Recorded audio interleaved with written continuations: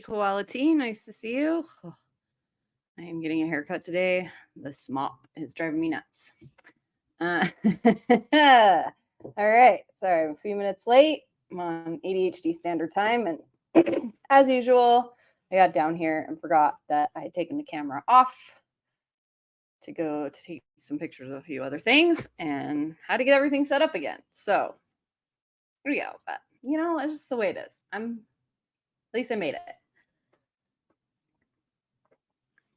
And I am clean.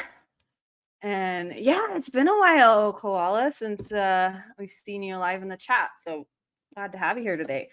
I am working on getting a more regular routine.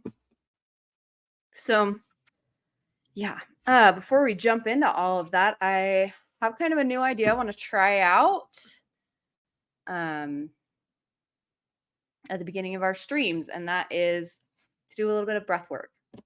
So I was going to start with some fire breathing to get all energized and things, but I'm running around and sweating, and so I think we need something to kind of calm and focus. So this is one of my favorite breath work techniques.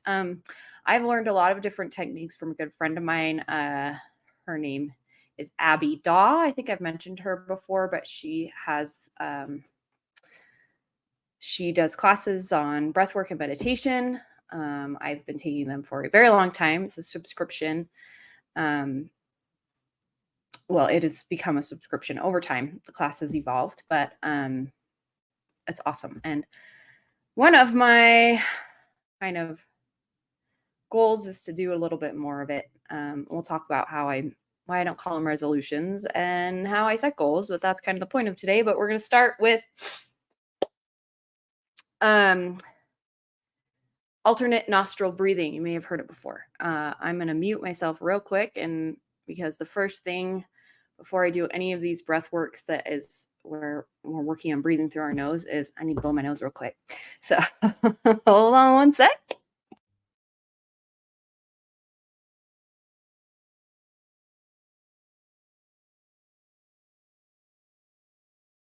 Because no one wants to see or hear that, but I did have a flu over Christmas break, and things are still kind of gunky. Taking me a little while to get over it. Thank you. That's such a nice compliment. The sun is in a really obnoxious spot for me right now. This is like the only time of year in this midwinter where I get direct sunlight into my office because it's in the basement of our house. And so because the sun is lower in the sky, it's like glaring right here, but I'm hoping it will pass shortly because I can't really move out of it because my office is small and I only have this much room to move my chair around at my desk. But alternate nostril breathing. So we're just going to do about 2 minutes. Oh, sorry. I showered and actually washed and blow dried my hair. And I'm sweating. Ugh. So that's why we're going to do this. So you're going to take your right hand. We're going to use this finger and this finger. Okay. So your thumb's going to go on your right nostril. Your ring finger is going to go on your left nostril as you're breathing. And you're going to kind of imagine like there's a hose, right? That's going in one nostril and up and out the other. And what we're going to do is we want the air to kind of go in this way and then back the other way. So this is how it's going to work. And then we'll do 2 minutes of it. So we're breathing out from our nose. This will be a little interesting for me to try and talk while I do it. I've never taught this breath to anybody. So welcome, guinea pigs. So you're going to start with your thumb on your right nostril. You're going to breathe in your left. For 4, hold both plugged for 4, and then release out the right for 4, and hold empty for 4. And then you go back the other way, in, hold, out, hold. Alternate nostril breathing is really good for kind of resetting your central nervous system. It's really helpful for anxiety, for kind of just calming things down, getting focused and centered. And it helps me when things are scattered to kind of chill things down when it just kind of relaxes the central nervous system in general. So I'm going to set my little timer here for 2 minutes. I still haven't figured out a timer to go on the stream. I was going to do that before today, but here we are. I'm trying to see if I have a way that I only have a way to show it to you while we're doing it. So we're just going to start. You can do this for an amount of time, or you can do a number of rounds. 10 rounds is usually what you need to kind of get all the benefits from it. But you can do it for longer than that. So we're just going to start with 2 minutes. And ready, we're going to go in through the left. Hold, 2, 3, 4, out. 2, 3, 4, and hold. 2, 3, 4. You can close your eyes. 2, 3, 4, and hold. 2, 3, 4, and out. 2, 3, and hold. 2, 3, 4. In, 2, 3, 4, and hold. 2, 3, 4. Out. 2, 3, 4, and hold. 2, 3, 4. Go ahead and continue with that rhythm. Hold. 2, 3, 4. Out. Hold. While I'm doing alternate nostril breathing, 2, 3. I like to imagine something calming. For me, that's sometimes imagining that I'm breathing in kind of a warm, calming light. Visualization is really helpful with breath work.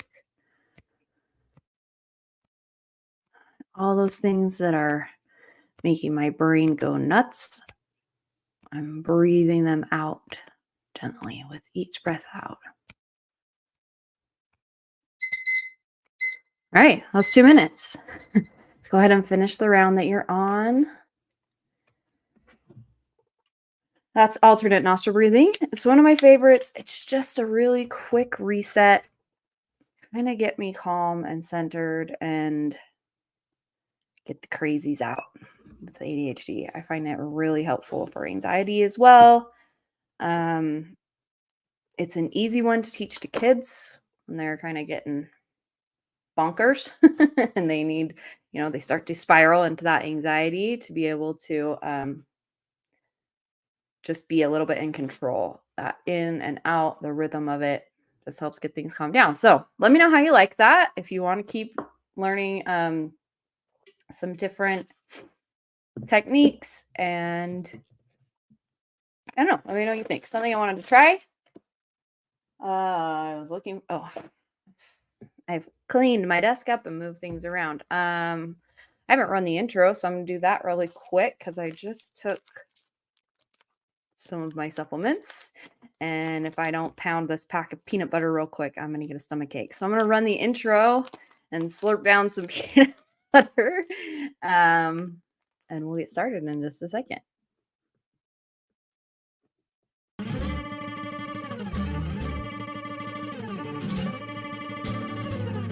Hi, I'm Nicole, and as you have probably guessed, I have ADHD.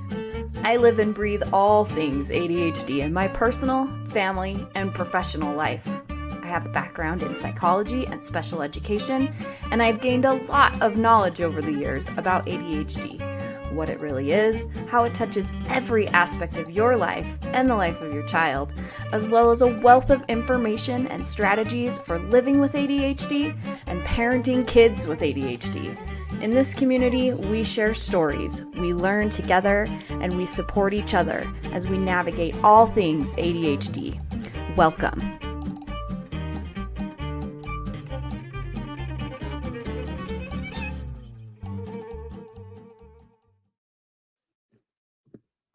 Alrighty. If you want to learn more about different types of breath work, I definitely recommend checking out Abby Daw. Let me put her link in the chat real quick.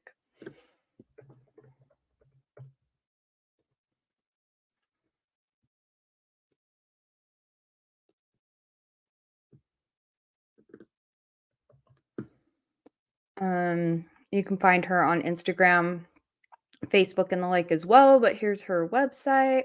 Mhm.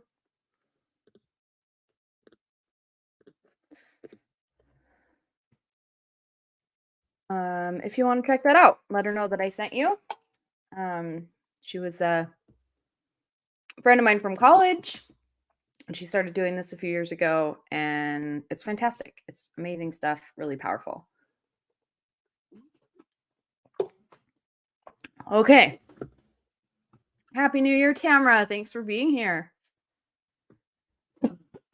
So, should we start with an icebreaker? I guess we already kind of did with breath work, so we'll save those for kind of transitions. I hate New Year's resolutions. I have the thing with New Year's because my husband has always been a bit of a party pooper when it comes to New Year's. He's like, meh, whatever. We used to do kind of a big family game night every year with my extended family, but we just fell out of it a few years ago. I do like to do like games and fondue night and things with my kids, but it seems like frequently on New Year's, one or more of us is pretty sick. And this year I had been down with the flu for like 5 days. Was getting better by New Year's Eve, but not up for doing anything. Um, so we just kind of let New Year's happen around us, and that was that. Um, when it comes to New Year's resolutions, here's okay. I'm gonna do kind of a short form video on this as well, or I might kind of go into a little bit more about, or maybe a little bit less. I don't know. But I think it comes at a really stupid time to set goals. Because, I mean, listen, we just got finished with Christmas. We have this week between Christmas and New Year's where it's like the Bermuda Triangle, like black hole. What day is it? What time is it? The house is a mess. We always have family in town or we're visiting family and just like schedules are crazy. The kids have been out of school for too long. Nobody's in our routines and it's just feels like absolute chaos. It's just like it's a time when I'm like, I want to burn my house to the ground and get rid of all this crap. And so as far as like wanting to set resolutions, there's that. And it's nice to be like, oh, it's a new year. I'm going to do all these things differently. But like we got New Year's Day and then my birthday is that week. And then the kids go back to school. Like there's just still too much time. It's not a good day. Like, who wants to start like going to the gym on New Year's Day, right? Everyone's like, didn't get any sleep last night and ate too much sugar. And I don't drink, but a lot of people do. And like, it's not a good time to like start things. And so that's one reason why I don't like New Year's resolutions. I think it's a stupid time. And then it's like, oh, well, I didn't do it on that day. So I guess I'm not doing anything this year, right? So, number one, let go of that expectation. And then we all know kind of the stats on like how well New Year's resolutions go, right? Like most of them are done by February and it's I think there's a lot of reasons why. So for me, I like the new year as a time to kind of reset, but it's not the only time that I do this process. And I don't do it in January usually. It might not be till February before I'm like actually making any changes.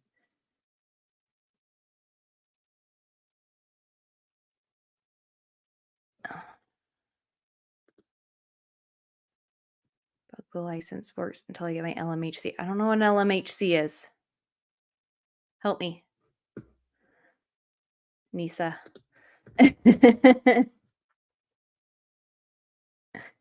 um anyway, I lost my train of thought because ADHD. So I do like to sit down with my family and reset in my kids' schools, at least in the secondary schools, when we come back from Christmas break is the start of a new semester for them. Licensed mental health counselor. Ah, yeah, yeah, yeah. Got it. I see. I know what that is. I just it was not in context. Of course, I know what that is because I'm trying to hire some. Ah, that's a whole other subject. Finding good therapists to hire who want to work with ADHD and autism and know what they're doing, or at least are willing to be trained. I need 3 at our clinic. So if you want to move to Utah, we'll hire you. Um. Anyway, again, random tangents. That's why the stream is called Random Tangents. Yeah, focus Nicole. Oh my gosh. I need to not look at the chat for a second because it's distracting me. So I like to sit down with my kids as they're, we clean out their backpacks and they'll change, if they have a class that's only half the year, then that's the time when they're getting new classes. So we're, getting their new supplies ready and giving them their new schedules and all that. And all that's important. And we need to get back into routines. So that's usually my first push when it comes to kind of changing things up at the new year is when the kids go back to school. Now, typically they go to school, back to school on the 3rd or the 4th. This year, they did not go back until the 8th. You can guess how I feel about that. Christmas break was inordinately long and they were driving me crazy. So there was a lot more screen time happening than I would have liked. Usually I like to try and kind of taper them down before they go back to school. But yeah, it was too long. Now, there are multiple times during the year when I like to do kind of like what you would do with New Year's resolutions. I just call it a reset. And it takes me, it's not something I just sit down and do in one day. And I'm like, okay, I'm going to decide what these goals are. I'm going to write them down. Then I'm going to start them tomorrow. Uh, it's a process for me. It takes, and I think about it for the time leading up to the new year. I think about it for about the next 2 weeks, just kind of in the back of my mind, mulling over what are the things that are bugging me in my life or struggles that I've been having that I want to find solutions for. So instead of calling them New Year's resolutions or oftentimes even calling them goals, I am just looking for a reset and for new solutions to problems. Now, there's a couple reasons why I do that. Number one, because as we go back, New Year's resolutions don't get kept because they feel too rigid, right? Like, I'm going to go to the gym every day. I'm going to lose 50 pounds.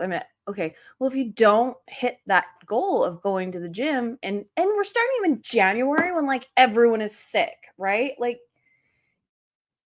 I don't know about your areas, but right now we've got like massive amounts of influenza A, influenza B, COVID, RSV, strep throat, like everything is going around. I had the flu over Christmas, and the rest of my family had something completely different. Or maybe it was the same thing and it just hit me 4 times as hard because I was knocked out flat on my back with a fever of 102.6 for like 5 days. And the rest of them just had like a mild cold. And that is possible because I do have some autoimmune condition that do make it so that when I do get sick, I get it worse and it takes me longer to get better. But I have spent the last 6.5 months really working on that, and I've been in a much better place and recovering a lot quicker. So I don't know, something about whatever this flu was knocked me out. Massachusetts is far away. It's really cold and snowy there. I mean, it's really cold and snowy here too, but for not as long as Massachusetts. Although I don't blame you. It's beautiful over there. It's like, so we're starting these resolutions like, I'm going to eat healthy and I'm going to do this. And then we get sick and everything gets derailed and we give up. Right? So I don't like to look at New Year's resolutions and these resets and problem solving resets as being this rigid, I have to do this a certain amount of times. Now, it kind of goes against what we know about setting goals, right? And we'll talk about that too, about SMART goals, time bound, measurable, specific, all of that. But remembering that what we're looking for is just to solve problems and to make small changes over time. So I'll say the reason I don't like it when we set 10 New Year's resolutions and we try and do them all at once. It's not sustainable. That's why nobody manages to get them done. So this is how I kind of do my resets when it's time for one. And I'll tell you the times of years when they usually happen. And it can vary. Sometimes I do kind of a mini reset in the middle of these, but usually there's 3 times of year when I do kind of this reset. One is at the new year, but after the new year, usually mid-January to mid-February is when I'm working on kind of this reset. And because I'm sick and I'm recovering and I'm trying to get back in the groove of things, and it's just January. It's my birthday. I definitely am not going to start anything before my birthday. And then usually because my birthday is right after Christmas and New Year's, we don't end up celebrating it for another couple weeks later because everyone's like celebration out. And so so that adds to it as well. Sorry, I got to put something on my lips. And yes, this is Emily D. Baker's. And I love the mirror and the light. It's just great. Okay, so let me show you kind of how I do this. I like to for me, I am a very kind of tactile, need to have it written down and visual in front of me person. Otherwise, it just spins in the back of my head forever. And number one, I don't make any progress anywhere, but also it's that ADHD part of me where like things come up and I'm trying to hold on to it so I don't forget. And so it just spins and spins and spins and spins, and it makes me not productive and anxious, and it's not good. So I have done it a couple of ways. I do have an iPad with an Apple Pencil, and I'll use kind of notebooks like that. Yeah, start dry January, and then it's like it's your birthday. Like do dry February. Anyway. Nobody wants birthday cake 2 days after. My birthday's not 2 days after, but it might as well be. Nobody wants to have another party the first week of January. I don't want to have another party the first week of January. I'm sick of it all. So, yeah. Find my little notebook. So as we've talked about before, and many ADHD people are notebook hoarders. Where is it? So I go and I pick one that I like. Now, lately for my resets, I've been using these little tiny ones. And they're great because I like to have a separate notebook for all the things. I got an iPad with an Apple Pencil and GoodNotes for that specific purpose because I used to carry around, not joking, at least 4 of the like school size composition notebooks with me all the time. Because I had them for different projects. Where like I had one that was just like a generic to-do list, like anything that popped into my head, I would write it down. I had one that was specifically for things I needed to do for work. I had one that was just for like content creation when I was doing a lot more Instagram stuff, which I need to do more of. I need to do more content creation this year. That's one of my things. And more consistently. Because I enjoy it. I really like doing it. It's just something that isn't always an emergency, so it doesn't happen. And so, yeah. Anyway, we'll talk more about that. So I have like 2 like boxes full of those composition notebooks that either have like 3 pages used in them or are completely blank, because when Walmart has them come out at school supply time and they're like 10 for $1, I have to buy them. I gotta put you on hold for 1 second. Just going to.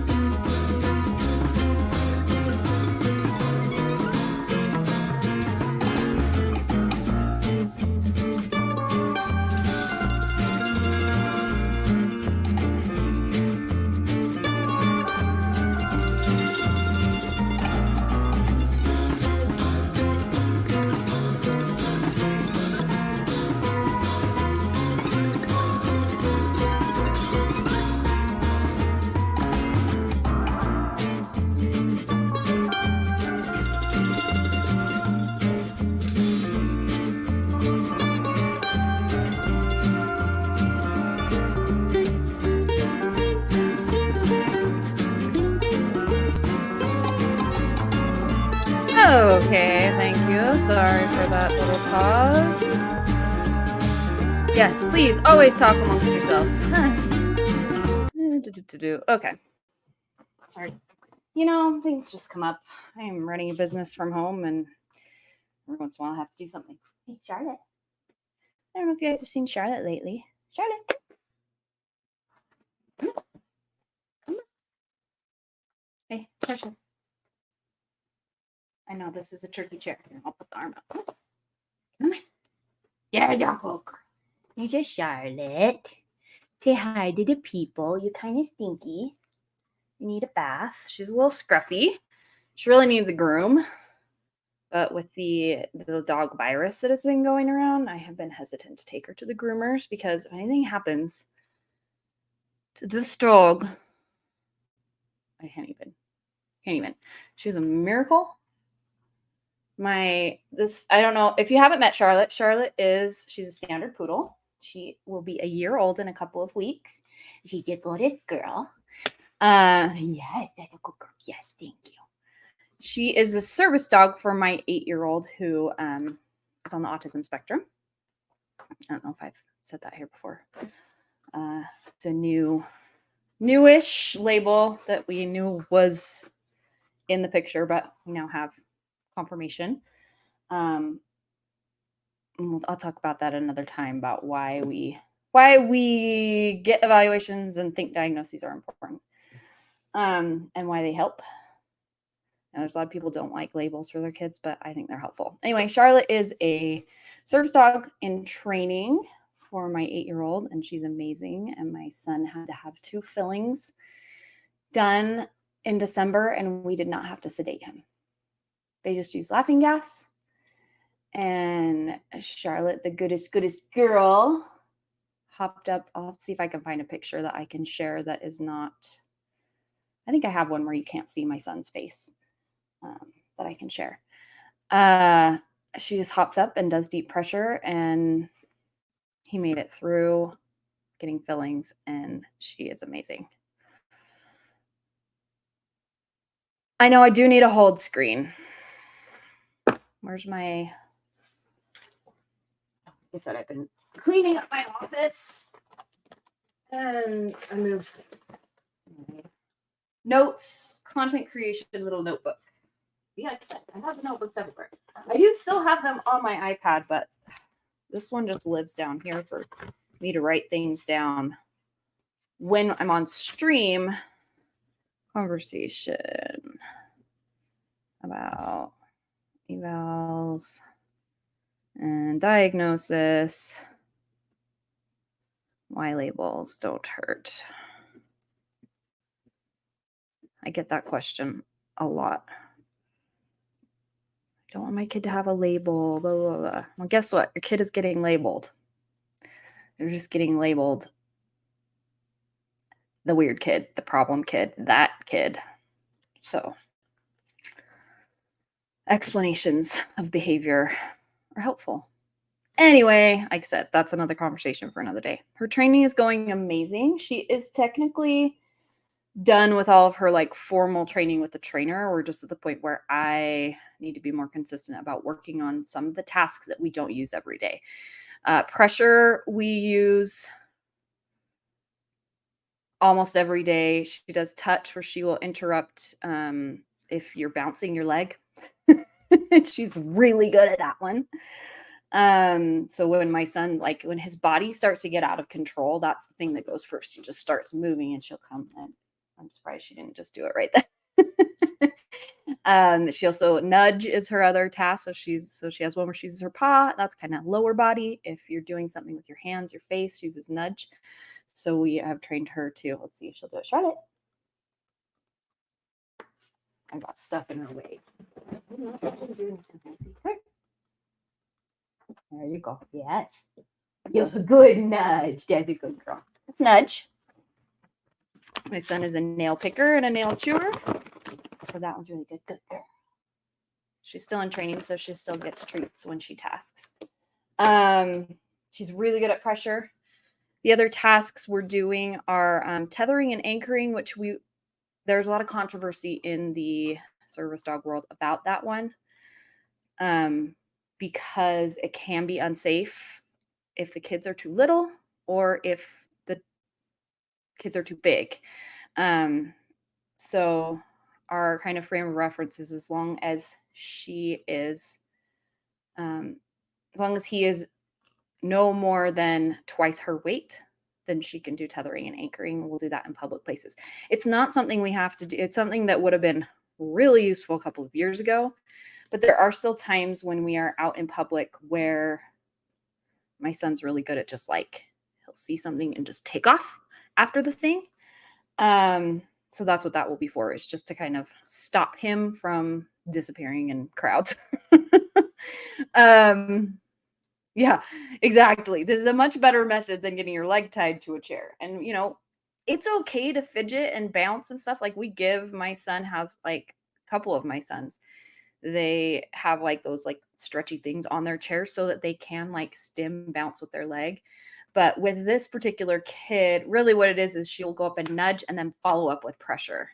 That's she's not doing that right now, but that's kind of the goal, is like to see that sign of his body getting to where he needs pressure. He needs that sensory input, because that's really what it is. It's a sensory seeking behavior, right? So she can provide that input and she'll go and sit next to him and put her head on his lap, and he can then get that input from that.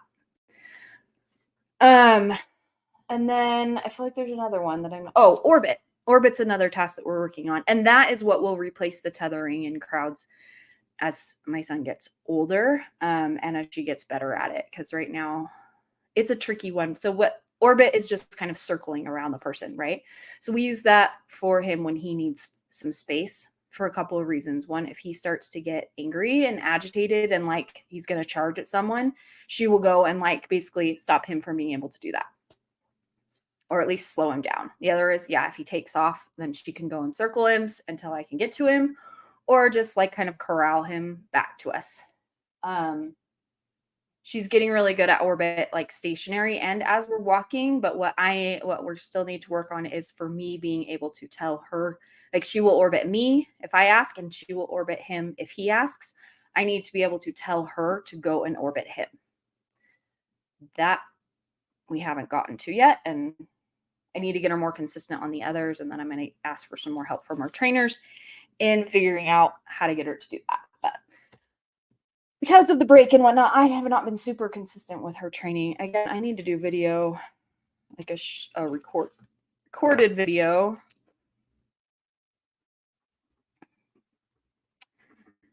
about service dogs and Charlotte's training, because she's amazing.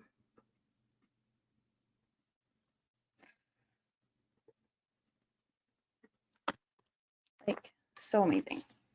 She blows me away. It's unbelievable. It's a miracle. The way I need to tell the story of how she came to us, the process by which that happened, because I don't know how many of you are faith people. I am. I'm a very religious person.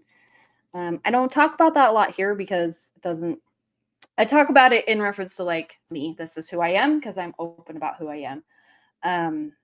But like, I don't care what everyone else does. Like, that's your life. Do what you want to do. Just be kind to everybody and be kind here in this space. That being said, I firmly believe that Charlotte was brought to us by divine intervention.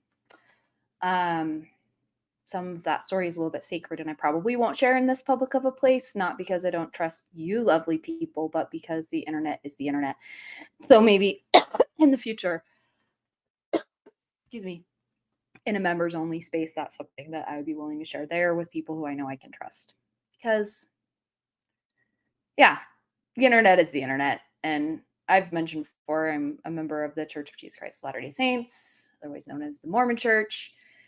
And I won't really talk about that here because, again, it doesn't really pertain to what we're talking about. It's just part of my life, who I am. But there are a lot of negative misconceptions, negative opinions about the church, many of which I totally understand. And there are things that I I think we'd find more common ground on than you would think, as on a lot of topics, about how my beliefs are. But yeah, that's just a whole thing that, again, I think I'd be comfortable talking more about it in a members only space in the future, but publicly, all you need to know is, I mean, I'm from Utah and I don't drink, so I figure most of you can kind of figure that out anyway. But all are welcome here. You may think otherwise, um, but yeah, my life philosophy in that realm really is based on my job is to love everyone, and that is what I believe God wants for me. So anyway, that was a random tangent I didn't expect to go down. So we'll just circle away from that. I don't want this to be a place where we have like, I don't know, any sort of controversial conversations, because again, that's not what this space is for. It's for building a loving and welcoming community of people who want to learn about neurodevelopmental stuff. And yeah, faith conversations very, very rarely need to be a part of that. Except that I will say that I truly do believe that Charlotte, not only just having a service dog, but that this particular dog, yeah, I'm sure you do, Shima. There's stereotypes out there, and those kind of conversations are just really hard to have. It's like having that I know. Thanks, Nisa. I don't think it's controversial either, but there are topics that can get controversial when you start talking about religion and politics. And so I'm not going to talk about religion and politics here. The only time religion will come up is the fact that like I am a highly religious person. So I tend to be an oversharer because ADHD, and I'm an open book because that's just who I am. So it is who I am. It's part of my life. But it likely won't come up here because it's not really part of this conversation 99% of the time. But Charlotte, yes, you are a good girl. The circumstance, we had been wanting to get a service dog for a long time for my son. The timing and circumstances of how we found her, because she came from Ohio, and I still have no idea how I even found her breeder, but she is absolutely, she's not like the perfect dog for everyone, right? Like she's kind of stubborn and pushy, but we needed a little bit of stubborn and pushy. Her breeder was absolutely fantastic. Like everything, the way it fell into place at the time that we were able to bring her home is just, yeah. Whether you believe in a God of miracles, whether you believe in the energy of the universe, whether you don't believe in any of it and it's all coincidence, I can't say that it's coincidence. She was brought to my son. Anyway, random tangent. Let's get back to the topic. We need one of these. I'm thinking, because if that wasn't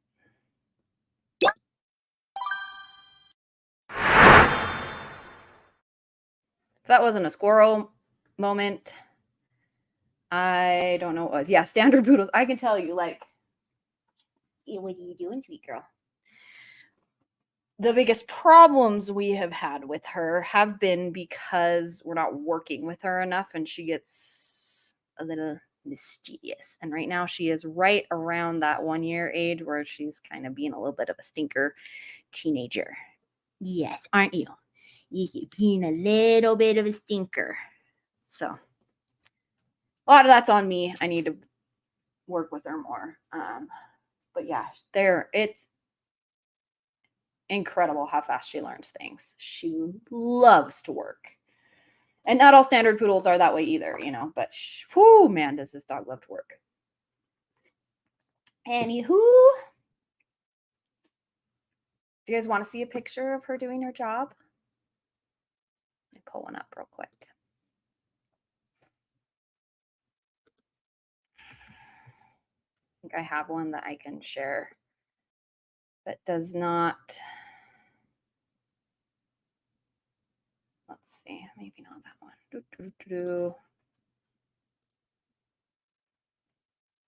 No, she doesn't need legal legal representation. She is just testing her limits because she is at that age of around a year where dogs just like to push you a little bit. Part of her nature, and one of the reasons that makes something in my eye makes her the perfect little service dog is that that she is stubborn and a little pushy, and that she just we need that persistence.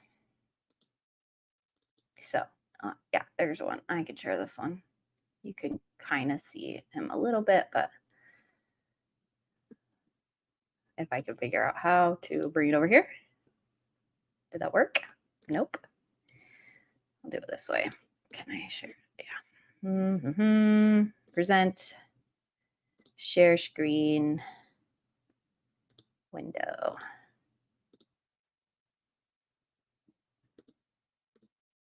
There she is. The goodest girl. This is my son. Getting some, actually, this was just at his cleaning, but he did get some fillings done shortly after that. And she just laid there. Drill going crazy. Chair moving up and down. She on the other one, she kind of turned around and put her head like up here on his lap so he could put his hand on her head. When I tell you, dentist appointments are a thing that have always been a struggle for him. Sensory wise, he gets extremely anxious. He likes to know exactly what's going to happen and what comes next. He does not like things that taste weird or feel weird. He does not like loud. She's just this. I mean, if you wanted to get her some legal representation, I would not say no to some attention from those channels. Yeah, we got to girl this channel here, but she is just amazing. It's when she's at home and she's off the job, then she's a little naughty. When she knows it's work time, she's dialed in. But my son used to kind of he would melt down. I would have to hold him in the chair. It would take us, and I wouldn't like pin him down, but like I'd have to get in there and hold him and hold onto his hand, not like pin his hands down, but hold onto his hands just enough to like remind him not to just go and grab at everything and just push people away. We go to a great pediatric dentist who they won't keep if the kid they won't like pin a kid down, and they'll just like, well, we'll just do what we can do and then we'll do it next time, so that they're making sure that they're having positive experiences at the dentist. That's their number one priority in those early years. I have put it in that link before on Runkles. I am gonna kind of reach out and do some of that stuff again in the future. Runkle and Rob both, when I launched the channel, shared with their audiences, and I was incredibly grateful. They shared on Twitter and in their streams, and it was awesome. So yeah, I don't want to like over push it, but when I have some more consistency on the channel and some more things to share, I will reach out again, maybe. Anywho, my brain, you guys, I'm so scattered today, and I did take my meds, although I did take them a little late. So yeah, dentist. Previously, Isaac would like run around and like hide under chairs and screaming, crying, and yeah, not anymore. So she's a miracle and we love her. She's a good girl. Yes. And we just get her to stop excited peeing when people come to the house. We're good. Oh, thanks, Nisa. I appreciate it when other people share, of course. I just don't want to be I don't want to be like I don't want to say overstaying my welcome, but like overusing their generosity and their platforms. Yeah, I hope in the future to have all of them when I get them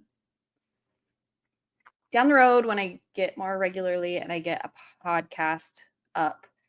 The podcast, I want to be more of an interview type podcast, and I will reach out in the future because I would love to have them as guests if they're willing to share. The podcast, I want to be more of a like my ADHD stories, like sharing real people and how they live with ADHD and what their life has been like with ADHD. And I think they would all be amazing guests. But right now, I know my place and that they are busy people. And yeah, I don't want to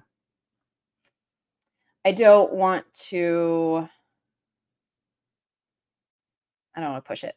So, but if you are in those communities and you find what we do here helpful and enjoyable and want to share, I'm always grateful for that.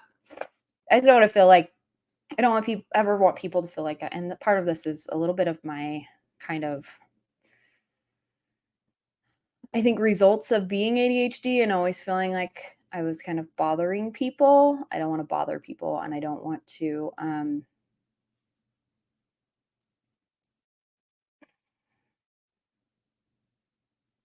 be too much. So I don't know what I'm new to kind of this space in particular. I don't want to be a leech. So there we go. Okay, we're going to play the soup again, and we're going to get back to the topic on hand because, yeah.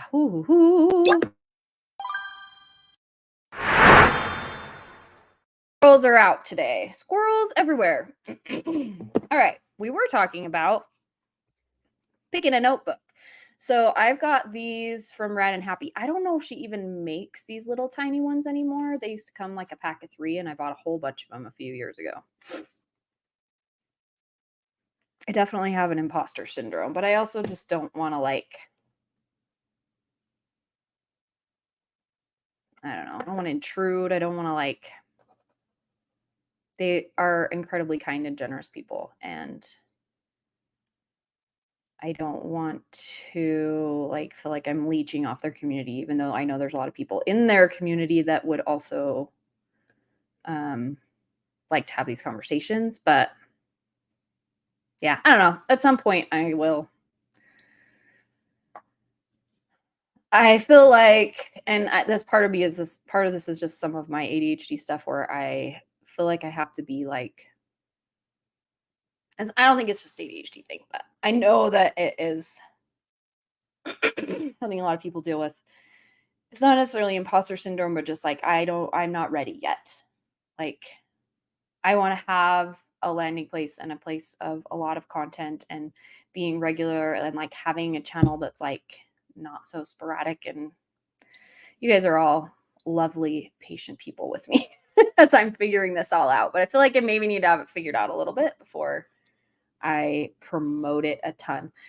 However, I am going to include my YouTube channel in thanks quality. That's how I am too. I like Twitter. I really only went there for LawTube announcements and keep up on Johnny Depp news.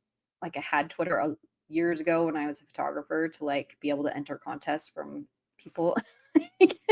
But I never used it and never posted anything. I returned to Twitter so that I could get notifications about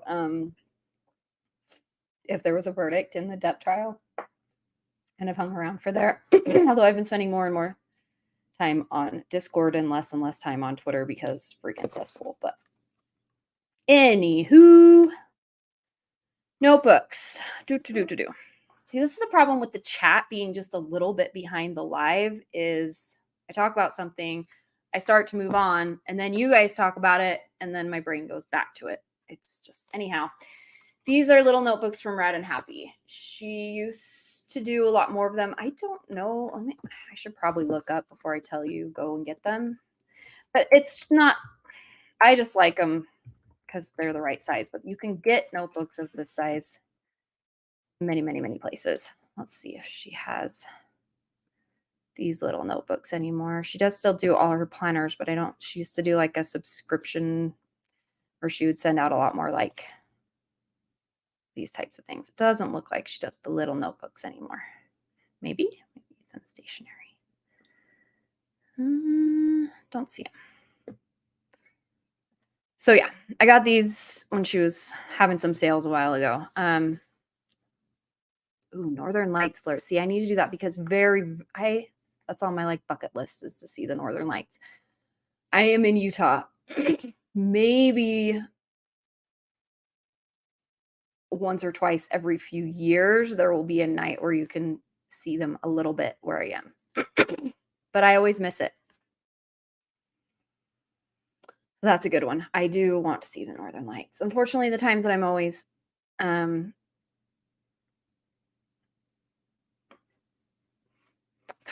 when I'm always like traveling, I'm not always.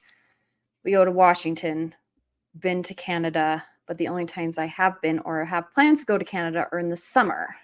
And I don't think Northern Lights mostly like in the winter. I don't know. We're going to Toronto area this coming summer, so I do like planners. I have many, many planners. In fact, I have a pile of planners over here because I am still planning on doing planner reviews. I wanted to get them done before the new year, but Christmas exploded and I got sick and I haven't made any. I do like planners, but I switch planners up all the time based on what I'm going to do. So I start with this. I start with a notebook because I need a place to just dump down all of those things that are coming in my mind. And times when I'm like thinking about it and I'll sit down and I'll write like for a good while. And then something will pop into my head later and I'll put it down. But so this is my one for this year. So this notebook has about 40 pages. It's just little, it's little stitched. I'm sure you can find some like Amazon. It's little like 5x7 size. So it's easy to carry around. It's tiny. And I just keep it in my bag that I take everywhere with me. And if it's not with me, I'll make a note in my phone. And when I get home, I can put that on there because if the thing pops into my head and I don't put the thing down, I will either spend so much energy trying to hold the thing in my head or it will disappear completely. I don't know what negative 45 C is in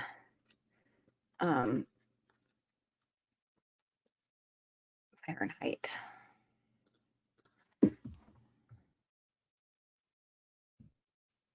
Let's see.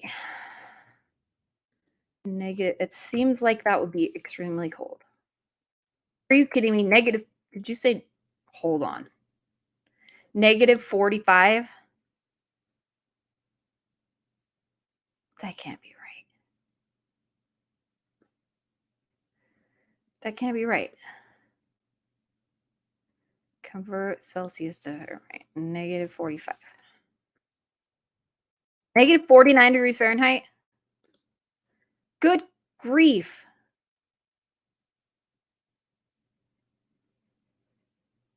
Okay. That's insanity.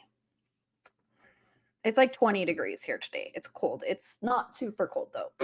We like the coldest we get is like in the single digits of Fahrenheit. And that doesn't usually last very long. So we're at like, that would be like negative 15-ish Celsius. That's like the coldest it gets where I am. If you go up to like Logan and like some areas or up in the mountains and stuff, it gets a little bit colder. But where I live, that's about the lowest it gets. Usually in the winter, it's kind of in that like teens, 20s. But we have had a lot of snow. Night before last, we got like 6 inches in about 2 hours, and it was right at the evening commute time, and it was a freaking disaster. Anyway, back to the notebook.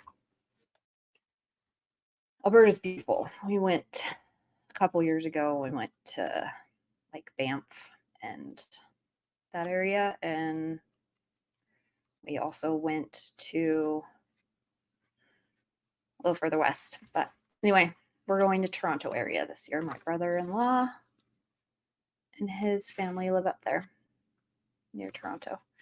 So, yeah, stop distracting. I'm putting the chat away for a second, you guys. I can't. Hold on.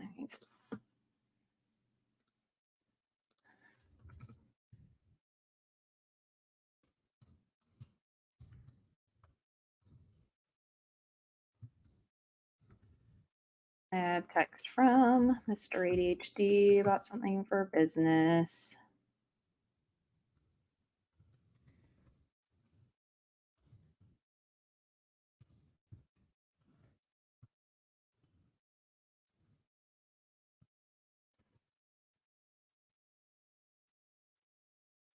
Okay, sorry. Okay, so I divided this notebook up. This year I did it in 4 sections. So I just put the front page and was like, and I page numbered it, kind of like you would a bullet journal, right? And I divided it into home, family, so kids stuff, personal, and then work and productivity. And then I just went and I left a couple of blank pages in the front. I didn't do that on purpose, but it ended up working out great because I was looking up some stuff. So I start out with the first page of what do I want to be different in this space, right? In this domain. What is bothering me? What's not working well? What are the problems that need to be solved? And I do it by writing it in, instead of less language, instead of no language, I write it in positive language.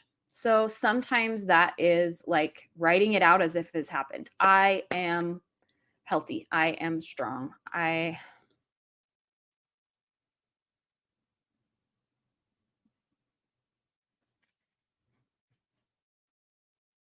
needs to stop texting me. Sorry. I am sleeping well. I am organized. But this year I wanted it. For me, it's been a little bit more about how things feel. So I didn't write it that way this year. I have in the past. This year I wrote what I want and what I want to be able to feel. For example, and I'm not done with this process, right? Like, that's why I'm sharing it now. But this is something I take about a month to do. So for my home, what I want to feel peace in my home. I want it to feel like a peaceful place. I want clean and clear spaces to help my ADHD symptoms and those of my children. So there's a balance between, I need to have things visible so that as visual reminders. But if it's cluttered and just piles of things, then it's distracting, right? I want to be able to find things when I need them. I want to have spaces in the home where we like to be together. We've gotten in some habits of kind of everyone just retreating to their own spaces because there's not really like good gathering places where we all want to be together. I want to have spaces that make us more productive, that are visually pretty, welcoming, and uncluttered. Visual reminders of important things, quotes, scriptures, family photos, where I want our family's priorities to be. I want those to be visually present, and I want spaces that make me happy. So I've got kind of the feeling of what I want. Now I can start coming up with, how do I get there?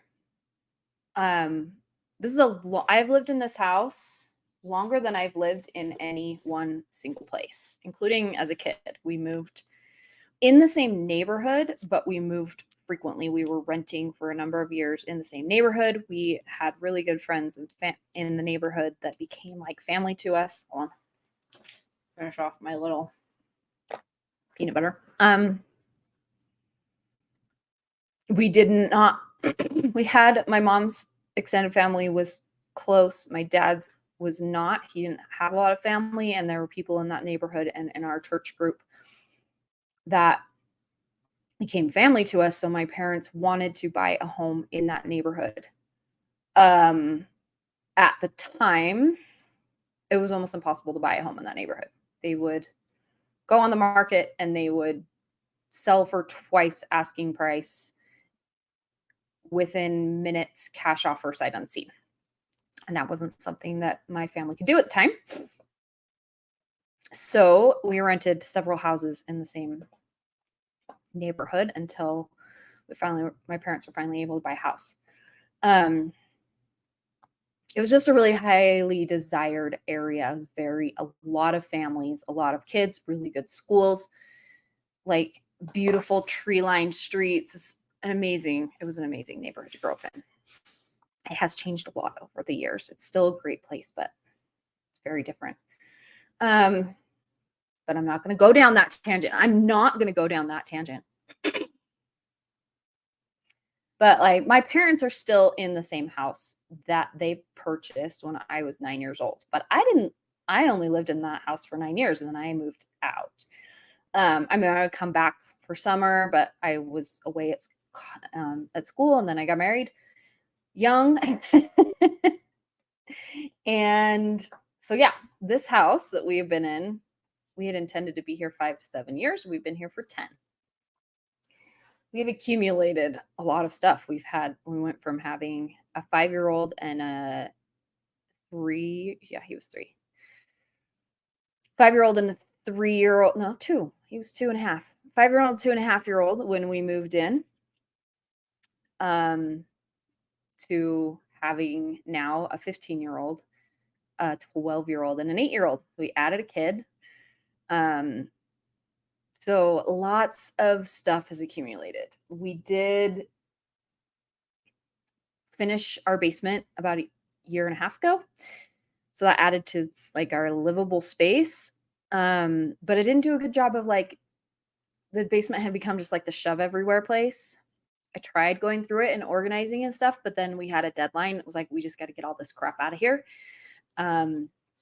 So they can come and start work. And so it all went into the garage.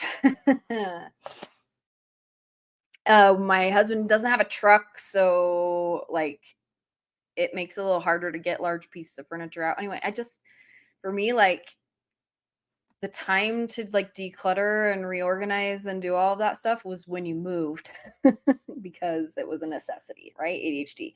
Again, one of the like kind of goals that I'm having and things that I'm looking at here is the overarching feeling and of what I want to strive towards for this year, if I'm going to put a goal in, is to be more intentional with my time so that I'm not only putting out the fires. And that's in all of those domains: personal, work, productivity. As a person with ADHD and a procrastinator, I have to have deadlines, and the things that get done are the things that are like the most urgent. And then the other projects that I really do want to do or need to do, but they don't have a deadline or they aren't like a fire that needs to be put out right now, they just aren't getting done. That's kind of what's happened with our house. Just I would organize in small spaces. I get 90% done, and then there would be just like a random bin of stuff that I need to figure out where to put it or throw it away or just needs to go in another room. But I was cleaning in this room, and so I put that in a basket and didn't go and put it away right then because then I'd get distracted from finishing this room, ADHD cleaning. So one of the big things that I want to focus on in the next little bit, and I've already like missed what I wanted my goal to be, is in decluttering the home. So that's where I'm going to get specific. So when we talk about goal setting, right? SMART goals: specific, measurable, achievable, time bound, all of that stuff. That's where I'm going to get more specific. So in order to have my home feel the way I want it to feel and to meet those overarching like problems that need to be solved, right? A place where we can gather, a home that feels less cluttered, being able to find things when I want to, I got to do some work, right? So now I have the next couple of pages here's my list of decluttering projects. And yeah, it's for 5, 6 pages, and then I started putting like furniture that I want to get, decor that I want to get that I can't afford right now, but these are the things that when I'm looking at one of my other goals, which is being better about the budget, these are things I want to be intentionally saving for. A bedroom set of furniture that matches my room. I want a frame television for our main floor. We don't have a TV on the main floor, which I've liked, but also like there are times when I'd like to sit in that room, be able to watch something different than what my kids are watching downstairs. And we end up with like people just watching things on their iPads and we're not gathering together. So anyway, I want a frame TV. Those things are expensive. The Samsung ones, I love them. I want one. I want matching bookshelves for the main floor. I need a new mattress. Like, these are things that like I want to be more intentional about, and it goes along with like the home stuff, right? So I did have a goal to do kind of this 30-day decluttering challenge with this girl that I follow on Instagram. Her name's Ashley Rose Reeves. If you want to check her out, she's doing kind of a 30-day home decluttering challenge. I'm already off by like 9 days. I still have the list and I'm still going to go through it, but I had to do it on my time. So, and again, that's kind of the thing that I have a problem with goals and resolutions is it's so easy to fail. So, all right, so those are the things I have with my home. Family, there's routines that I want us to get in that we have either fallen out of or have never figured out a solution for. My older kids are getting older and there's things that I need to teach them, like how to cook more than, I mean, my oldest is starting to figure, like he can at least follow the directions on like pre-made stuff. A year ago, he couldn't do that. Now he can, but he needs to learn how to make a few things. So meal planning is something that I'm not good at, that I'm trying to figure out a solution for. I still have not yet. But it's on there for my list of things. Now, this is not something that I feel like I'm going to pick something right now and I'm going to do it right now. These are things I'm working towards. So by the end of the year, this is where I want to be. And I think that's the biggest problem that I have with resolutions and goal setting. Yes, you can make your own frame TV, but I'm not good at finishing projects. And the Samsung like frame TV has like a different like finish to it so that when you put artwork up on it, it like looks like artwork. Anyway, I've compared and contrasted and thought of different things, and it's not a need. We don't need to have a TV in that room right now. So I'm like, if I do get one, this is the one I want to get and I'm going to save up for it. So Miss Frizzle says, if at first you don't succeed, find out why. Yeah, that's a really good. But here's the thing that I have about this is it's this really like two-edged sword dichotomy with ADHD of being black and white and all or nothing.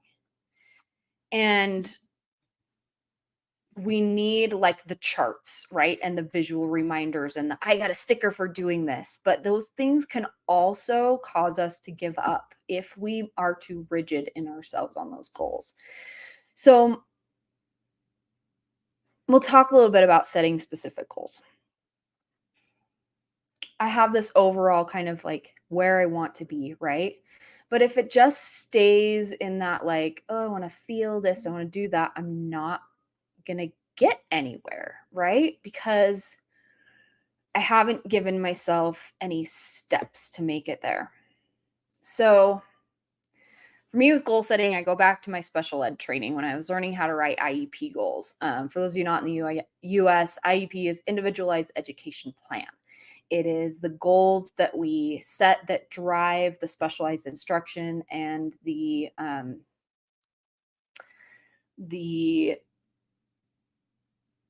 way we're going to provide special ed services for for kids who are qualified for special ed in the US, right? So, um, the first thing we do when we're writing an IEP is we write down present levels of performance. And the way I was taught to write present levels of performance is what they can do, what they can't do, and what they need to do. So you have to start with where am I? What are my present levels, right? Like, what are my present levels of like a meal planning? Currently, my present levels of meal planning are 20 minutes before it's time to eat, or sometimes a half hour afterwards. I go, shoot, what are we going to eat for dinner? That's my current level of performance. And it is, we're out and about. We're going to just grab McDonald's on the way home. And I probably do that more often than not because McDonald's chicken nuggets are the only meat slash protein source that my 8-year-old will eat. So he gets a Happy Meal a couple times a week so that I know that he's getting the vitamin B that he needs from chicken. And at least that night, I know he's had like a full meal and not just like white bread with Nutella on it. We focus on calories over what he's actually eating, but like it is what it is. He eats the apples, he eats the french fries, he eats all the chicken nuggets in a Happy Meal. It is the most balanced meal that he eats ever. Feeding therapy is going to be one of the things we do first with him. But Irkutsk. Sorry, I'm just getting caught up on the chat. That is freaking cold. Oh. Anyway, what was I saying? Goals. So present levels of performance. That's where I am.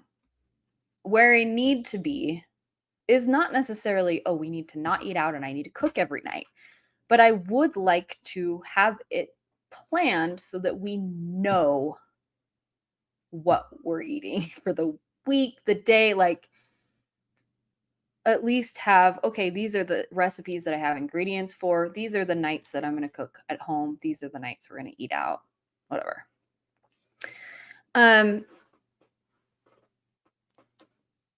So where I am, where I need to be, right?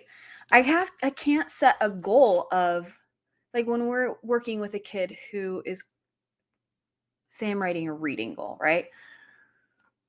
So-and-so is reading and comprehending on a second grade level. They're in 5th grade. They can decode CBC words. They can spell, this many words. They can identify, or they can consistently read 100 out of 200 sight words, whatever. Okay. Those are the things that's present levels. If I say, okay, this kid that's where he is, and I set him a goal of where he needs to be, which is reading and comprehending on a 5th grade level, that is not a reasonable, appropriate goal, even though, yeah, we want to get him to reading on grade level. But the goals that I set need to be achievable for him, right? So it's going to be the same thing for me. Meal planning. I can't go from 0 meal planning to having this like perfect breakfast, lunch, and dinner is planned and grocery shopped ahead of time, and I'm cooking for an hour every night. That's not going to be achievable for me in a reasonable amount of time, right? So I'm going to set a goal of know what we're going to have for dinner for the week on Sunday.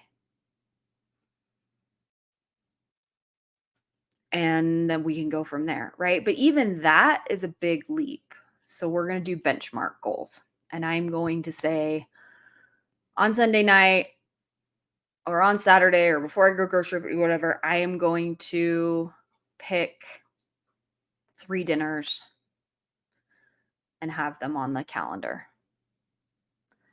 And one of the big problems I have with meal planning is because of ADHD. Like I might have a plan for what I'm going to eat for the week, and then I get to that day and I'm like, that doesn't sound good.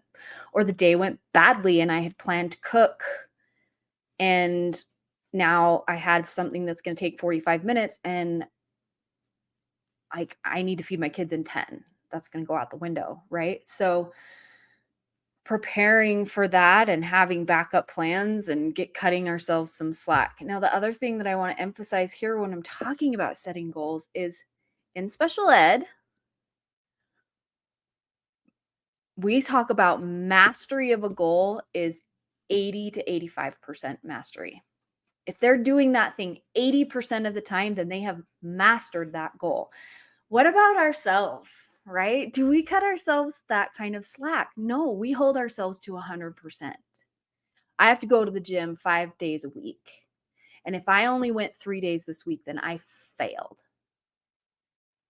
I had to go to the gym 5 days a week every week for the whole year. And I have 4 weeks in, and I've only been twice a week. Charlotte, off. Off. What are you getting into over there? Yes, good girl. Thank you. That's a sweet girl. 80% is mastery of a goal. So if I am making that meal plan and 80% of the time we're sitting together and having dinner as a family, that's mastery.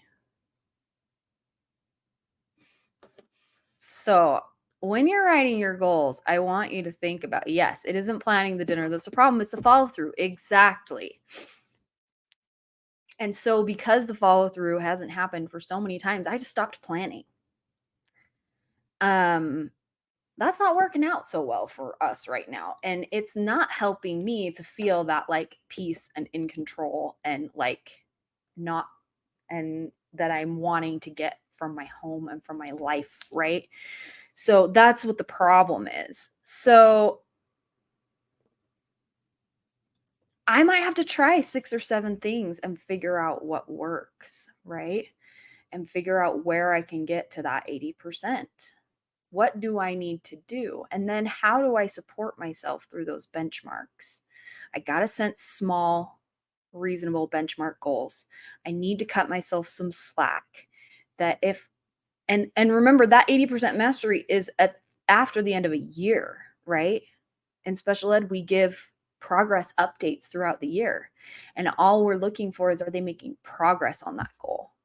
Not have they mastered it? Because if they've mastered it within 3 months, then we didn't set a good goal, because this goal is supposed to last a year.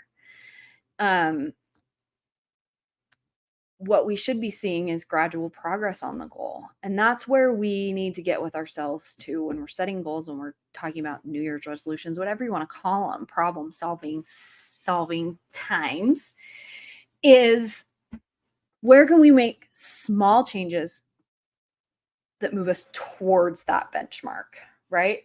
So one of my things, as I'm filling out this notebook, I'm going to the personal section, right? I start writing down a list of things that I should or want to do every single day, right? And I want to break it like way down. So I have personal study, eat breakfast, take my pills and supplements, prayer, drink 80 ounces of water, meal prep and cooking, eat every 2 to 3 hours. I'm supposed to do that for my autoimmune stuff. Do some sort of breath work and meditation every day, read with each of my kids, block schedule and work out of my planner, work, do training with Charlotte, house chores that need to be done every day, physical therapy, exercises, 30 minutes of yoga every other day. And then I have things I need to be doing weekly. Now, if I set myself up that list, like these are things that I do, but I'm not consistent about doing every day.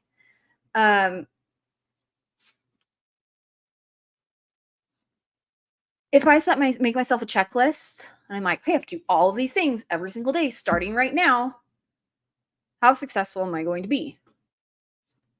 About as successful as I am right now, because I've tried that before, right? We've all tried that before. Okay, I'm going to do all of these things every single day. So when we're trying to set goals and work, hey, off of there. Sorry, she's chewing on something she's not supposed to. Off. Place. Yes, good girl. That's the trouble I'm talking about. Is chewing on things she's not supposed to chew on. Not like I don't have 700 toys for her to chew on. She wants to chew on buckles on my backpack and Kleenex.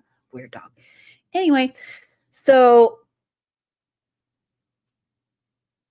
we have to make these things are like daily things that we want to become habits, right? So how do we make a new habit? Well, they say you have to do like something 14 times in a row or something for it to be a new habit. I don't know what the numbers are. I know that setting new habits is really, really, really hard. I'm a person of routine, which is funny because you would think that I could just make it into a routine. And that's the thing that helps with ADHD: routines, structure, order, habits. That's the way we keep afloat, right? But trying to put those things in place can be really, really, really difficult. So I can't start doing this whole list all the time. I got to start with one thing at a time. And I'm going to go through this list of things I do every day and I'm going to group them, right, into things that would go well at the same time. Like I can do my personal study while I eat breakfast. And if I'm eating breakfast, that's a really good time to take my pills and supplements and set something aside for my next snacks, right? Because like now I can't start doing all of those things at once. So I'm going to get up and I'm going to eat breakfast every morning. I got to tell you, it's really hard for me in the mornings. I am not a morning person ever. I don't sleep well. I have been doing better because I'm on a much better sleeping medication for me that helps me to get sleep. But I am always still tired and can always get back into bed. And when it is butt freezing cold outside, it's 15 degrees out. I know that's not as cold as you are up in Alberta right now. But when I'm getting out of my nice, cozy, warm bed and driving my child to the high school at 7:20 in the morning, it's freaking cold. And I come home and I want to get back in bed with now a heating pad on me because I'm cold. And then I get back in bed and I want to fall asleep. So I am a person who I need appointments and deadlines. I have to have someone else counting on me and holding me accountable because I'll set it for myself, be like, all right, 10 o'clock, I'm going to do this. I should know myself better by now. So what I need to do is set myself an appointment at 10 o'clock every day. A Zoom call, something that I have to show up for someone else. So once I'm started, then I'm good. So anyway, that's a different tangent. But if I get in the habit of doing breakfast every day, actually eating breakfast, not just grabbing an apple, but like sitting down and eating breakfast and taking my supplements when I eat, because I have to take them with food, and my medication, I do better with food. Okay, I'm going to set that habit. And then I can do what's called habit stacking, which is the way that we people with ADHD manage to add different things to our life. It's by tying it in with something we already do. So what's the thing that mornings are hard for me. I don't have good morning routines, but I do have evening routines. I let the dogs out. I feed Charlotte. I take my evening medication. I brush my teeth, wash my face if I have to. No, always wash my face. That's another habit. If I wear makeup, then I wash my face. If I don't, then I tell myself I don't need to, and I just put my moisturizer on. But don't tell all the beauty bloggers. I am not one of them. Those things I do every day. So if I have one of these habits that I can stack on top of that, maybe that's when I do my physical therapy exercises, right? I'm going to add those things to my existing habits. While the dogs are out going to the bathroom, I'll sweep the kitchen floor if that's something that I need to do every day. So when I'm making these kind of lists of things I need to do, first thing I'm going to do is I'm going to clump the things that will go well together, and I'm going to figure out what habits I'm already doing that I can tie them to. Yeah, it's 21 days for a habit to stick, but it varies per individual and their challenges. That's a really good comment. I'm gonna read that out. I heard it said that it takes 21 days for a habit to stick, but that number varies per individual and their challenges. Yeah.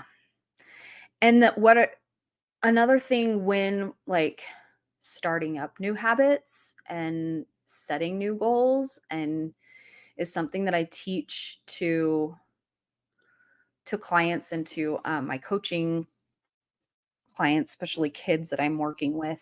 And it's one reason why I really like this planner, which is we talked about last time. It's the Hero Journal. Is talking about and planning for things that might derail you. Your allies and threats. I think one of the biggest habits that I need to start with that's going to help me with all of these other things is getting in a weekly time of planning the week. Probably on Sundays because that tends to be our calmest day. Yeah. No, you have some habits. Get little. You've got something. You do something every day. Whether that's just you go to bed or you watch a show or you pick up your phone. There's something that you do regularly. So that's going to be my challenge for you, Tamara, because I feel that way too. I don't have any existing habits. Well, I mean, I do go to the bathroom before I go to bed every night. And first thing when I get up in the morning because I have to pee when I wake up. Right? Like it's not even necessarily something that's a habit that's intentional, but just something that you know that you do consistently. Maybe it's not every day, maybe it's every week, maybe it's every other day, but find something that you do all the time. And that means paying attention. That's always going to be my first recommendation in figuring and setting new goals and trying to change behavior with ADHD is what are those automatic things that we do? We live on autopilot a lot of the time until something grabs our attention and then everything falls apart, right? But there is something that you do all the time. It doesn't have to be a positive habit. It can be, I check Twitter every morning. There you go, logging onto LawTube. You do that every day, right? So find something that you want to add and make the goal that when I log into LawTube, I'm going to write something in my planner. I'm going to brush my teeth. Like, what is the thing that you need to do? And what do you do all the time that you can tie it to?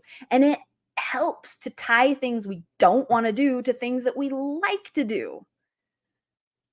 Right? So like every Friday night when I'm watching Friday Night Frenzy with Rob, instead of playing games on my phone, I want to add in more like doing things with my hands, or every time I'm listening to Emily D. Baker's podcast, I'm going to pick up the clothes off my floor and put them away, right? So tying new things that are boring and that we don't want to do to things that we do all the time and that we enjoy is the way we are going to add habits, okay?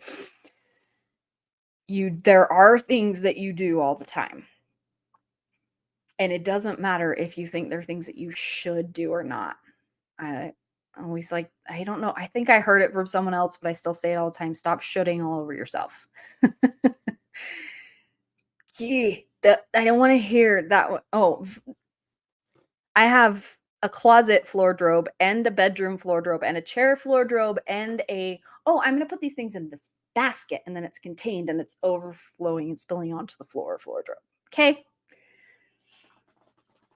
Yes, I've seen it all. And if I don't do it, I guarantee one of my kids does it. But we do these things. We're not all as unique as we think we are. Oh, anyhow. So here's kind of the taking away points, right? 80% is mastery of a goal, right? We're not making New Year's resolutions. We're not setting goals. We're not constricting ourselves to only the beginning of the year or January 1st. And if we didn't do it and we haven't done it yet, then we're late somehow. No, whenever you decide to change things in your life to make yourself feel better, to make things go better, to improve yourself, is the right time to do it.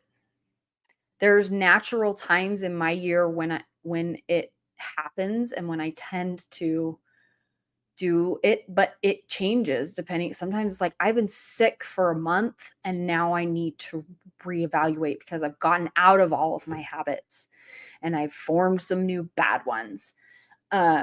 Anytime. So for me, it's usually beginning of the year, beginning of summer, because everything changes so much for my family structure in the summer, and then the fall when the kids go back to school.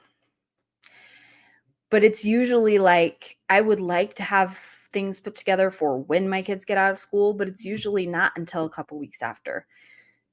In January, like I've got my birthday, I've got all these other things, and I need some time to recover from the holidays. It's chaos and it's hard, and December is busy even if you, like, are one of those people who kinda minimizes things. Like, there was one week where we had 5 I have 3 kids, and we had 5 musical performances in the week because 'cause they're all in yeah, it was insane. Every single night, we had a band concert, a recital, something in December.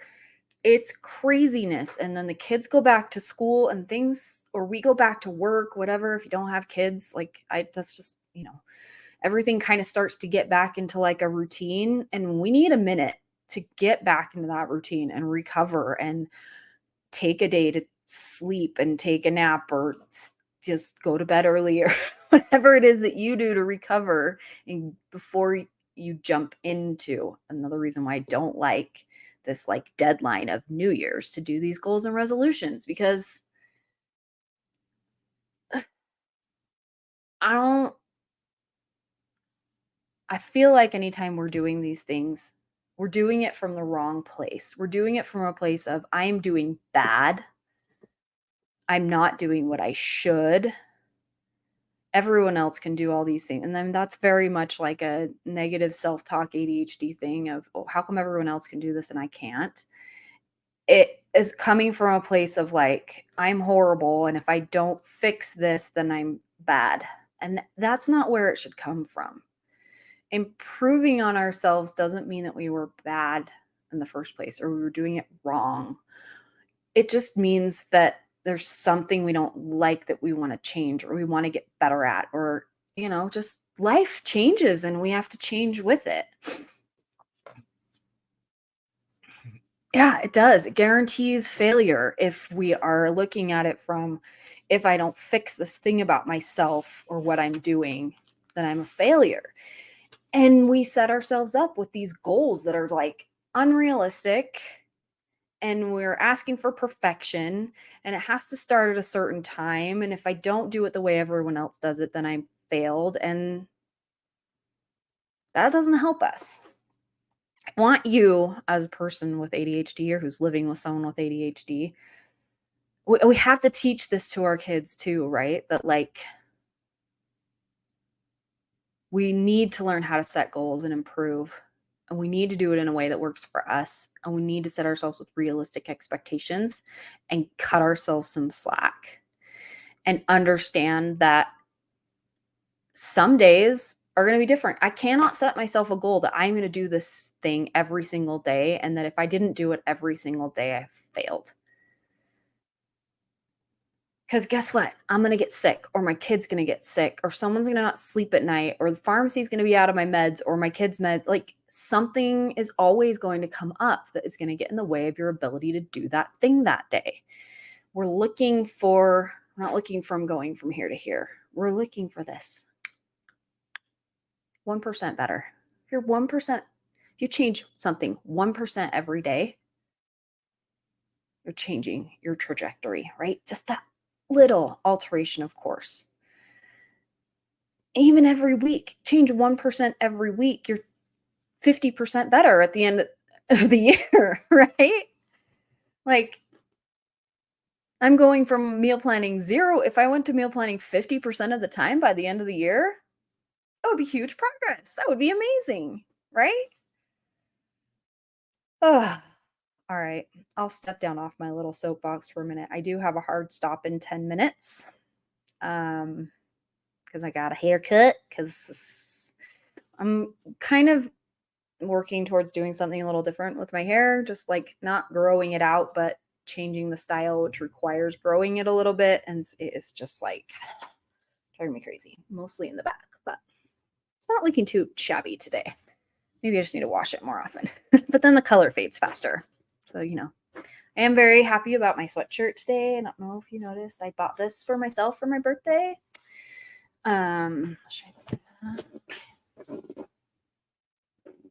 So I've talked before, I've been a huge Ani DeFranco fan. Don't know if you listen to any of her stuff. She's kind of, my two favorite bands are Aerosmith and Ani DeFranco. And if you know either or both of those, you're probably like, oh, what? Because they're not alike at all. But Little Plastic Castle was the album that came out when I was 16. It was the first album that I ever heard of hers. It was the first album I purchased of hers, and last year was its 25th anniversary. And I wanted to get this little like vinyl and hoodie set that they released, but I didn't have a record player, so it made no sense to buy a vinyl. But I convinced my husband to get me a record player for my birthday, so I bought myself a hoodie and vinyl. So there we go. Of Little Plastic Castle. So that would be my music recommendation of the week is Ani DeFranco's Little Plastic Castle. It's from 25 years ago, which makes me feel even older, but whatever. I now can't just say I'm 40. I'm 42 this year. I'm well into my 40s. It's weird. My oldest son just got his driver's permit and I can't process it. And yeah. Because I tell you, my friends' parents when I was in high school were like super old. So, and I'm not old, so I don't know what's going on.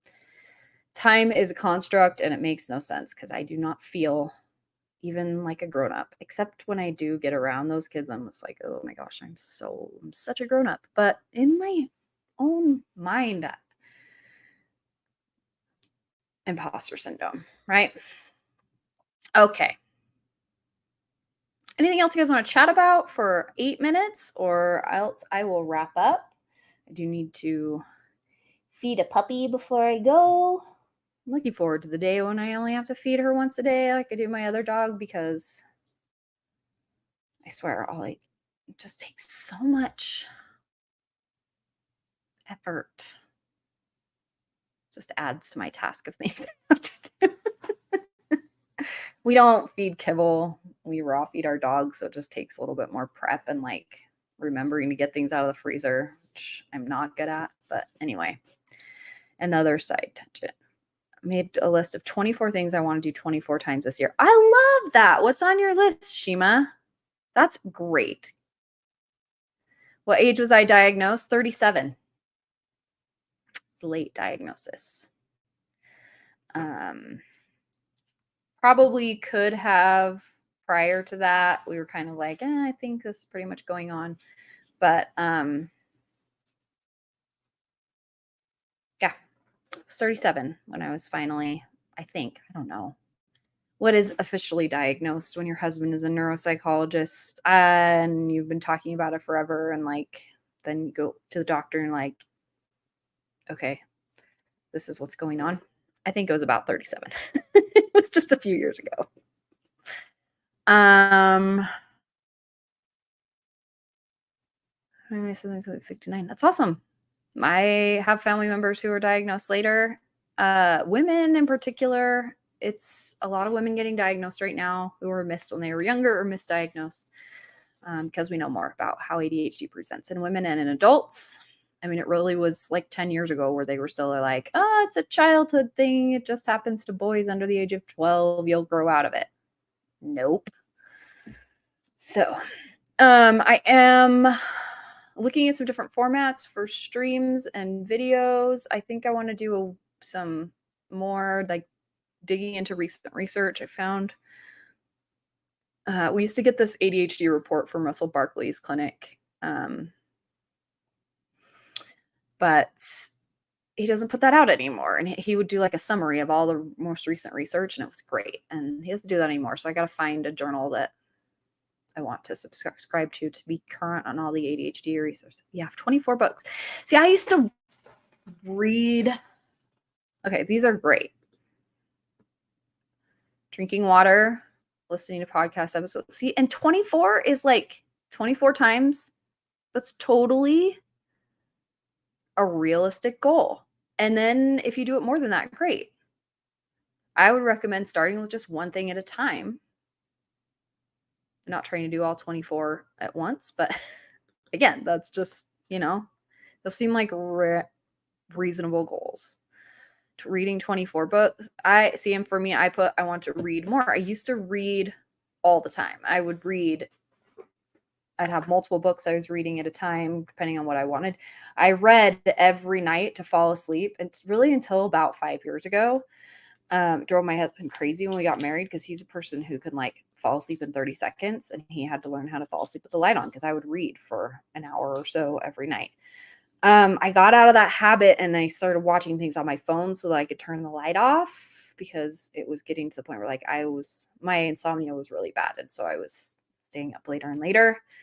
And I didn't like to have him fall asleep with the lamp on forever. But I do, yeah, getting back to reading more. I just got out of the habit of it because it just felt like it took too much brain energy that I didn't have. And so I would just watch things on my phone or on my iPad in bed, which is the worst thing you can do for insomnia, but bad habit. So I need to get back to the reading habit instead, because that is something that I want to do more. Like tonight's task is list of 24 things. That is a really great idea, Shima. It's fantastic. I love it. Remember, small, manageable. You don't have to do it all right now. These are things you want to get done in the year, right? That's the other thing people do with New Year's resolutions is like, I want to change everything right now. When really, if you look at it from between this time this year and this time next year, what do I want to have accomplished? Like, what do I want my life to look like a year from now? And what small changes can I make? What little things can I add into my life? What could I do more of? What can I do less of? That's the next thing that I do in my notebook is I want to do more reading. Okay, how do I do more reading? Right? Go this like I want to do more of this, I want to do less of this. Doesn't mean I want to do none of this. Doesn't mean I want to do all this. I just want to do more by this time next year than I'm doing right now. And I want to do less of this next time. So think about that. Thanks for being here. Thanks for hanging out, for getting me started on my day and not going back to bed sleeping, because that's all I really ever want to do, especially when it's cold and snowy in the winter. I'm like one of those people who wants to hibernate for sure.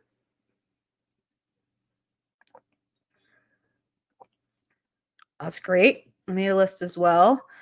And rate myself daily. Only 7 or 12 accomplished a day. Things like working out, meditation. Okay. I like it. As long as we're not aiming for perfection, right? We're looking for improvement. Where and remembering that present levels. Where am I now? Where do I want to be? And how do I get there, right? I don't have to go from a 0 to a 12. I can go from a 0 to a 2. And then I can go from a 2 to a 3. And then I can go to a 3 to a 5, right? We're looking at trends. Trend lines, not individual data points. Anyway, thanks for being here today, friends. I think Fridays will be a good day for me for a longer stream. I'm kind of shifting some things around as I'm figuring out kind of block schedules. I want to do kind of set days for work and set days for appointments and things like that. But I do have some appointments scheduled out that are on other days. So it might be still a little bit, yeah, working it out. Again, I don't have it all figured out yet. This is just what I've written down kind of this week. And I don't have solutions to all my problems yet right now. I have been spending a lot of time writing down what are the problems. And then I'll work on solutions, and I'll share more as I um as I move through the process and let you know how things go. Having accountability partners is really good. If you have someone that you trust and that you don't feel like they're gonna I don't ever think that other people are gonna be like, "Oh, you didn't do it today," but we feel like they're going to. Um, Having someone you can share with, if you want to do that here in this group, I think will be great. If you want me to put up kind of posts in the community area of kind of a daily celebrating what we did well that day, I would be happy to do that. Let me know if that's something you want in the comments or over on the community page. What kinds of things can the community offer to help you as you work towards your goals? And let me know what they are. If you're on replay crew, would love to see in the comments some of the things that you're thinking about trying to improve on this year. Not what are your New Year's resolutions, because we don't use that word here. What are your goals? What are your ideas? Where do you want to be a year from now? How do you want to feel? And how can we support you? And as always, if you have questions, if there's anything I can do to help, you can DM me on Instagram or Twitter. Make comments in the community section on the page. Please do all those YouTube-y things, like share, subscribe, share with a friend, all the lovely things. But please reach out. I want to hear your questions. I want to hear how you're doing. I want to offer any support, guidance, anything that I can, because it makes me feel better about myself. And as always, you are not broken. You are not alone, and you're doing better than you think you are. Thanks for being here, friends, and we will see you soon. Thank you for watching. If you haven't already, please like, comment, and subscribe to the channel. This video is not a substitute for counseling, psychotherapy, medical, or mental health care. The information and advice shared here should not be used in place of any form of diagnosis, treatment, or therapy. Information provided here does not involve diagnosis or treatment of medical or mental or psychological disorders. If you feel the need for professional support, please seek a local professional in your area. This video is for educational and entertainment purposes only.